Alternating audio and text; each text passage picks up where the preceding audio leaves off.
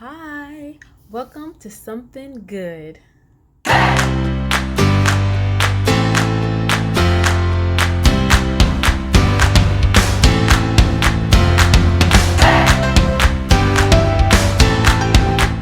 In review, let's find the heartbeat.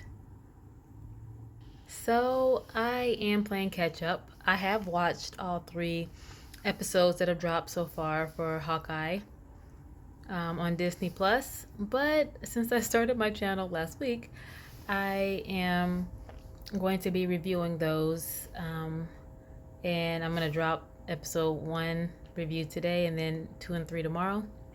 Be right back on track for Wednesday. But this is episode 1, Never Meet Your Heroes. My review is going to be a bit different from the normal ones. I want to look for the heartbeat, the human aspect of the show.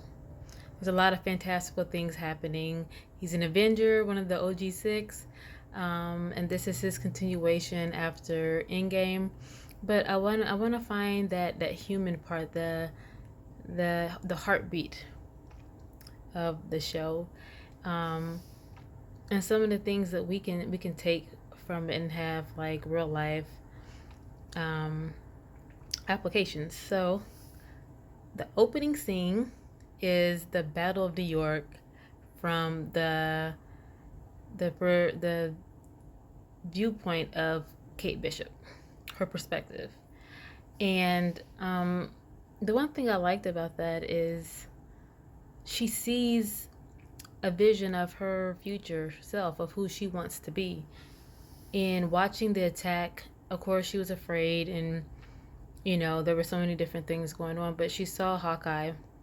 She saw him fighting for good and fighting to protect and save the people of New York, fighting to protect and save her.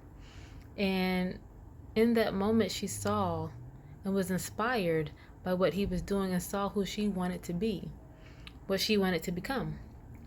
And I think it's important to always represent yourself and present your best self. Put your best self on display. Promote your true self. You never know who's watching you. You never know who's going to be inspired by what you're doing. Hawkeye was just doing his job. Help save and protect the people of New York.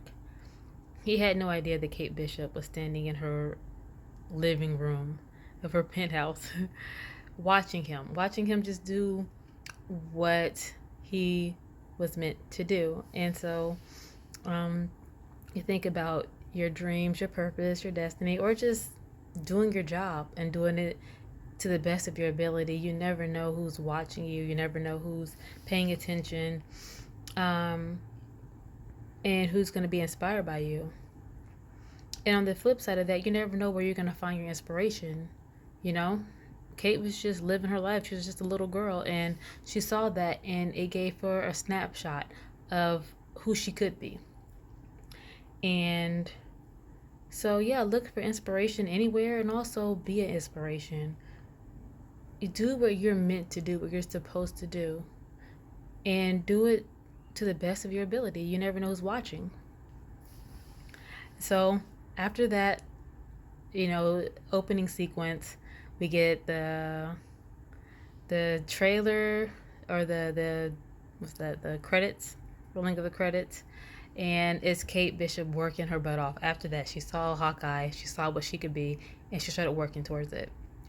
You think about discipline and self-control and hard work, and out of the Avengers, the OG6 and all the rest of them, Hawkeye and Black Widow are the two most grounded, heroes, where you can aspire to be them. You can work hard. You can learn how to shoot arrows and fight. And those are the most grounded characters, and the most that we, as regular folks, we don't have serum, and most of us are not billionaires with high tech and geniuses, and we don't live in Asgard. And so but those two were the more realistic ones that we can truly aspire to be, and maybe not like highly trained assassins, but putting that hard work and discipline into something else, into being excellent.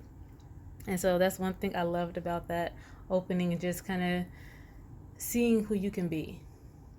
Okay, so we move on and we see her at the beginning. She, on a dare, destroys property at her college.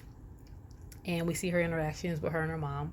And then we get to Hawkeye, Clint Barton, and his children, and they're at this musical, Rogers the Musical, which I thought was fantastic. It was fun looking, it was entertaining. I watched New Rock Stars. I love Eric Ross, and he was talking about like it would be awesome to actually see that in real life, actually have Rogers the Musical like in New York on Broadway. I would definitely go see it. But what I pulled from that, and I mean they showed it. They wanted us to see that separation between Clint and the rest of the audience. You know, for them, they're watching something entertaining. Yeah, some of the people from New York that probably experienced that. But then you have Clint, and he's watching something that he lived.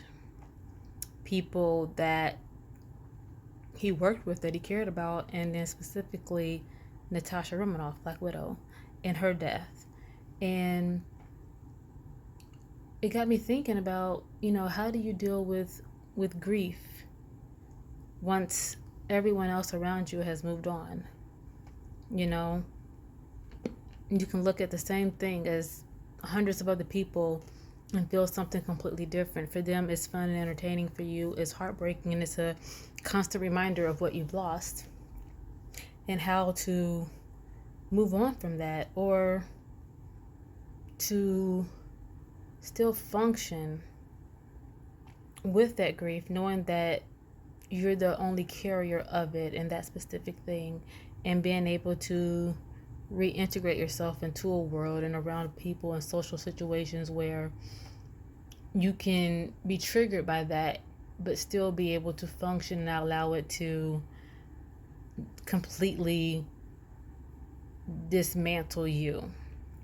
And that's one thing that I thought about. It's like it's difficult, and the importance of having this family there. You know, I think about when he lost his family in Endgame. It's like he turned to the darkness, even though he thought he was doing the right thing.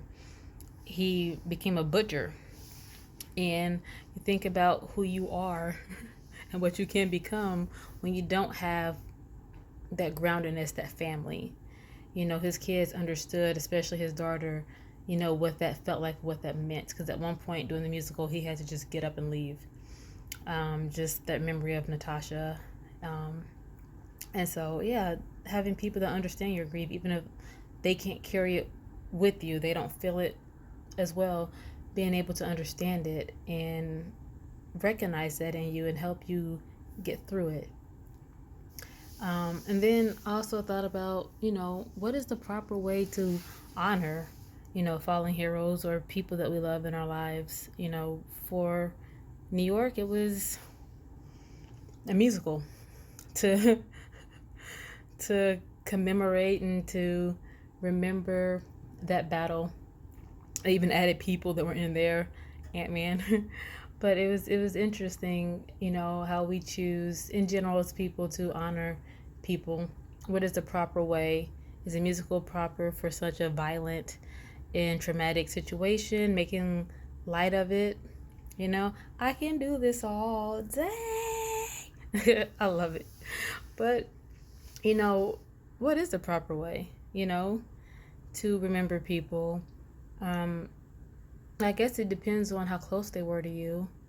The Avengers, although they kept saving the world, they were still at arm's length with the world as far as how people saw them. And so that's another question that I thought about when Hawkeye, Clint, he leaves, and he goes to the restroom, and in the stall, it says Thanos was right. And I thought, man, you know, maybe that's true, maybe it's not. But you think about your sacrifices. You work hard, you sacrifice, you do what you think is right. And then you have somebody tell you, nah, it was worthless. You shouldn't have done it. It was pointless. You're underappreciated. You know? How do you get through that? When somebody tells you that your sacrifices were in vain, his response was kind of interesting where he just kind of considered it like, But then you think about he lost Natasha. She sacrificed her life to reverse what Thanos did. And then you have somebody just kind of flippantly, right? Thanos was right. Billions of people dusting away. That was the right way to go. And I'm sure there are times in our lives we think about, we worked hard, we sacrificed, we've lost, maybe not a loved one, but time, energy, opportunities to take care of someone or handle a situation, and then it's kind of just like, meh. How do you handle that? And how do you know within yourself that, I did the right thing, or how I feel about it, have a resolve within myself that, I'm okay if other people don't appreciate it. If other people think that was the wrong thing, or they don't care, or they wish something else had been done. I did my part and I'm okay with that. Being able to move on when your hard work is unappreciated. And then the last thing that I got from this was, back to Kate. We're going to finish off with, with Kate, and then with her donning the Ronin costume. But Kate and her mom goes to a gala. It's something that her mom is doing. And during that time, she meets a couple of characters, her mom's fiance, and then Armand, her mom's fiance's uncle. And she sees her mom and Armand getting into an argument and making veiled threats. And so she just follows her mom. She wants to know what's going on. What secrets is her mom keeping? What's going on? She doesn't, none of it sits right with her. And so she follows Armand. And from that conversation, it sparks a chain reaction with, Kate getting in trouble with the sweatsuit gang and donning the Ronin costume and being caught on camera and so many different things that pulls Hawkeye right back into it, right out of retirement. And so I thought about, the secrets and the choices that we make in our lives. And then with this one specifically, parents and the choices that you make for your children. And sometimes we feel like our choices are our own, but they can have consequences and they can affect people around us, those that we love, that we hold close, and then others that are just kind of there. And to think about that, her mom doesn't even really know what's going on with her daughter, to be honest. She doesn't know the trouble that her daughter is in. She has these secrets. She has all these things going on. And yes, I do think that she is a villain.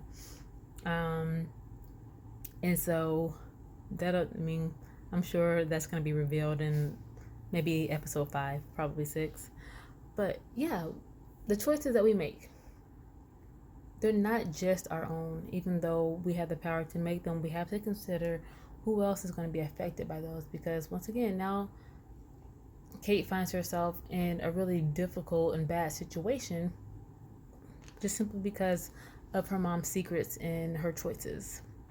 So we can, consider that, when we're making the next big choice or when we're choosing to withhold and keep information. How is that going to affect people that we love and people around us? The last thing that I pulled from the episode was also the Hawkeye, his secret, Clint Barton's secret about his time as Ronin, and that need to protect Kate from suffering the consequences of his actions. Her mistake in putting it on and getting caught on camera, and now being looked at as the Ronin, and now being attacked and followed. We all have secrets, we all have things, and we never know when we're gonna have to face them again. We have our past that we kind of bury behind us and move on. You know, Clint now has a family, and it's like dealing with those hidden issues, things that we thought were buried in the past. You know, what happens when they resurrect? When things that we thought were gone, that we had already dealt with, that it was over, what happens when they're not? What do we do? How do we handle it? And I found it very interesting that, once again, he has this family, he's in retirement, he decides to put that aside to go save someone else from his secrets, and I would even say from his mistake. So those are the things that I got. It's kind of a review. I didn't really talk that much about the episode, except for the heartbeat of it, and some of the things that, have, our real world application and things that you can think about and consider in your lives. But the episode is awesome. Go watch it on Disney Plus.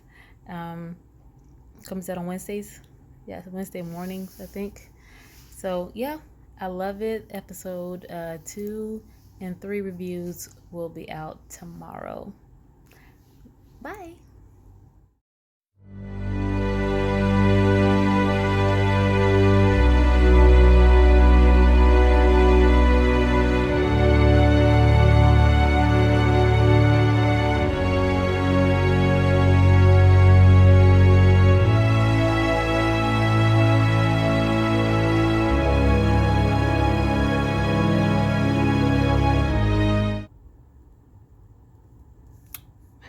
You still here?